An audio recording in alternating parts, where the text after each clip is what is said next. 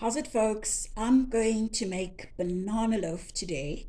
So you can use about 2 bananas or three, and I prefer to use really ripe bananas, or shall I say overripe bananas. And then all I'm going to do here is just take a fork and start squashing it. Hereafter, I'll add my third cup of melted butter. You can either use melted butter or you can use oil.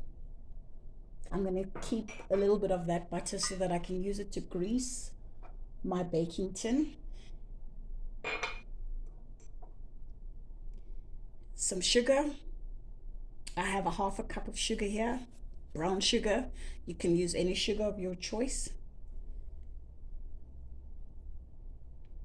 As well as the 2 eggs. These are 2 medium-sized eggs. So I just added that. And you have a choice between, well, I'm going to use vanilla essence this time. The last time I made banana loaf, I used almond essence and it was just as lovely.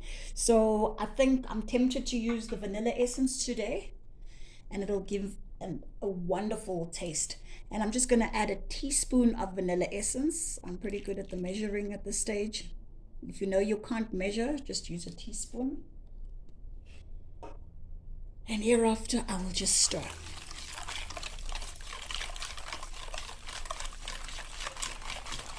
Now I'm just going to add a half a cup of milk as well.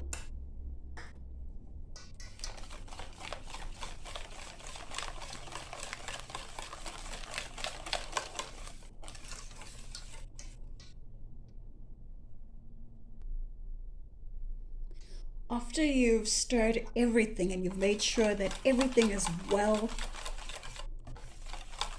all the wet ingredients are well stirred through, you then add your sifted cake flour. You're going to add a cup and a half of sifted cake flour.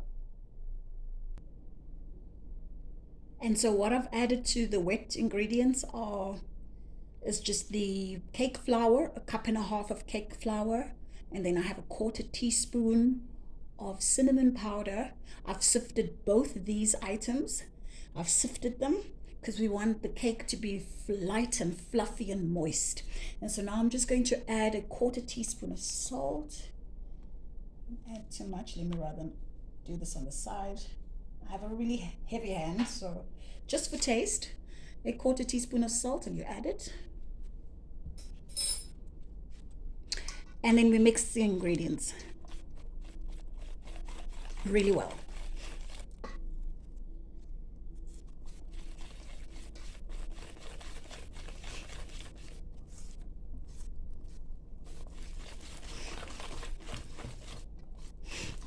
And at this time you would have a cake tin that is well greased already.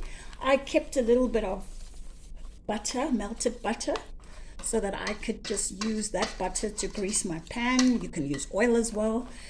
It's entirely up to you. Make sure that the batter's a runny consistency. Awesome. Just put that on the side. So I've greased the tin, and I've also just added some parchment paper because I'm not really used to baking banana loaf without parchment paper. So I opted to add my parchment paper to the tin in case the batter sticks and I make a booby of the cake, and I don't want that. So now I'm just going to add my banana loaf. Ooh, that looks good. Here we go.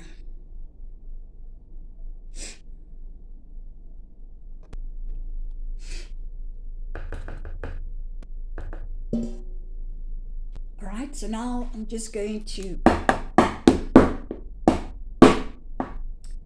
get the air bubbles out by doing that a couple of times. That will make sure that there are no air bubbles.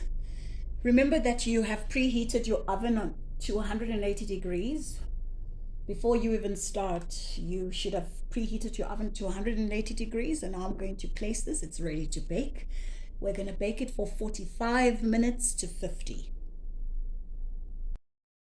Okay, I'm back.